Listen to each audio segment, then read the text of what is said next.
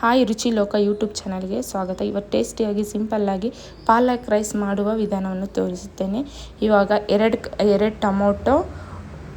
Tomato, ಒಂದು ಈರುಳ್ಳಿ, ಪುದೀನ, ಕೊತ್ತಂಬರಿ, ಬಟಾಣಿ, ಕರಿಬೇವು, ಬೆಳ್ಳುಳ್ಳಿ, ಶುಂಠಿ ಪೇಸ್ಟು, ಧನಿಯಾ ಪೌಡರ್, ಗರಂ ಮಸಾಲ ಪೈಸಸ್ಸು, 2 ಪಲಾವ್ ಎಲೆ ಮತ್ತು ಏಲಕ್ಕಿ, ಲವಂಗ, ಚಕ್ಕೆ, ಮೊಗ್ಗು ಅವೆಲ್ಲ ತೊಗೊಂಡಿದ್ದೀನಿ.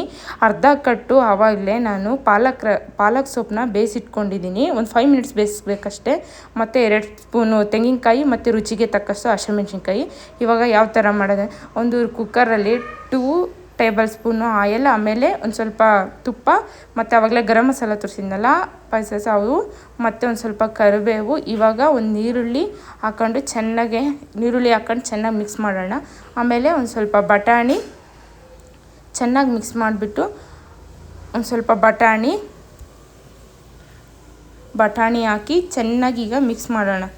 ಚೆನ್ನಾಗಿ ಮಿಕ್ಸ್ ಮಾಡಿಬಿಟ್ಟು ಆಮೇಲೆ ಬೆಳ್ಳುಳ್ಳಿ ಶುಂಠಿ ಪೇಸ್ಟ್ ಹಾಕೋಣ. ಬೆಳ್ಳುಳ್ಳಿ ಶುಂಠಿ ಪೇಸ್ಟು 1 ಸ್ಪೂನ್ ಹಾಕ್ಬಿಟ್ಟು ಚೆನ್ನಾಗಿ ಮಿಕ್ಸ್ ಮಾಡೋಣ. ಇವಾಗ ಟಮಟೆ ಹಣ್ಣು ಹಾಕಿ ಅದು ಚೆನ್ನಾಗಿ ಮಿಕ್ಸ್ ಮಾಡಿಬಿಟ್ಟು, ಅದೊಂದು ಸ್ವಲ್ಪ ಇದಾದ ತಕ್ಷಣ ಕೊತ್ತಂಬರಿ ಮತ್ತು ಆವಾಗಲೇ ಪುದೀನ ಕಟ್ ಮಾಡಿ ಇಟ್ಕೊಂಡಿರೋದು ಒಂದು ಸ್ವಲ್ಪ ಹಾಕಿ ಚೆನ್ನಾಗಿ ಮಿಕ್ಸ್ ಮಾಡಿಬಿಟ್ಟು ಇಟ್ಕೊಳ್ಳೋಣ. ಇವಾಗ ಮಿಕ್ಸಿಗೆ ಹಾಕ್ಕೊಳ್ಳೋಣ. ಮಿಕ್ಸಿಗೆ ಪಾಲಕ್ ಸೊಪ್ಪು ಮತ್ತು ತೆಂಗಿನಕಾಯಿ ಮತ್ತು ಖಾರಕ್ಕೆ ತಕ್ಕಾಗಿ ಹಸಿಮೆಣ್ಸಿನ್ಕಾಯಿ ಹಾಕ್ಕೊಂಡು ಮಿಕ್ಸಿಗೆ ಚೆನ್ನಾಗಿ ರುಬ್ಕೊಳ್ಳೋಣ. ನುಣ್ಣಗೆ ಚೆನ್ನಾಗಿ ಮಿಕ್ಸಿಗೆ ಹಾಕ್ಕೊಂಡು ಇವಾಗ ಅದನ್ನೆಲ್ಲ ಹಾಕ್ಕೊಂಡು ಮಿಕ್ಸ್ ಮಾಡೋಣ.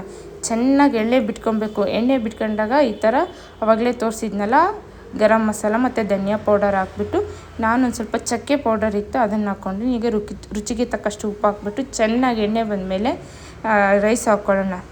ರೈಸ್ ಹಾಕಿ ಚೆನ್ನಾಗಿ ಮಿಕ್ಸ್ ಮಾಡಿಬಿಟ್ಟು, ನಾನು 2 ಗ್ಲಾಸ್ ರೈಸ್ ತೊಗೊಂಡಿದ್ದೀನಿ, ಅದಕ್ಕೆ 4 ಗ್ಲಾಸ್ ವಾಟರ್ ತೊಗೊತೀನಿ. 2 ಗ್ಲಾಸ್ ರೈಸ್ ತೊಗೊಂಡಿದ್ದೀನಿ, ಚೆನ್ನಾಗಾಗಲೇ ತೊಳೆದಿಟ್ಕೊಂಡಿದ್ದು. ಇವಾಗ 4 ಗ್ಲಾಸ್ ವಾಟರ್ ಹಾಕ್ಕೊಂಡು ಚೆನ್ನಾಗಿ ಮಿಕ್ಸ್ ಮಾಡಿ ಅದು ಕುದಿ ಬರೋವರೆಗೂ ಹಿಂಗೆ ಇದು ಮಾಡೋಣ. ಕುದಿ ಬಂದಮೇಲೆ ಲಿಟಲ್ ಕ್ಲೋಸ್ ಮಾಡಿ 3 ವಿಸಲ್ಸ್ ಹಾಕ್ಕೊಂಡ್ರೆ ಈ ಥರ ಸೂಪರ್ ಟೇಸ್ಟಿಯಾಗಿರುತ್ತೆ. ಒಮ್ಮೆ ಮನೇಲಿ ಟ್ರೈ ಮಾಡಿ, ತುಂಬ ಚೆನ್ನಾಗಿರುತ್ತೆ ಪಾಲಕ್ ರೈಸು. ನೀವು ಮನೇಲಿ ಮಕ್ಕಳು ಎಲ್ಲ ಇಷ್ಟಪಡ್ತೀವಿ. ಹೊಸದಾಗಿ ಯಾರಾದರೂ ರುಚಿ ಲೋಕ ಯೂಟ್ಯೂಬ್ ಚಾನಲ್ನ ನೋಡ್ತಾ ಇದ್ದರೆ ಸಬ್ಸ್ಕ್ರೈಬ್ ಮಾಡಿ, ಸಪೋರ್ಟ್ ಮಾಡಿ ಮತ್ತು ಶೇರ್ ಮಾಡಿ. ಧನ್ಯವಾದಗಳು. ಇನ್ನೂ ನಿಮಗೆ ಟೇಸ್ಟ್ ಯಾವ ಥರ ಅಡುಗೆ ಬೇಕು ಕಮೆಂಟ್ ಬಾಕ್ಸಲ್ಲಿ ತಿಳಿಸಿ. ಧನ್ಯವಾದಗಳು.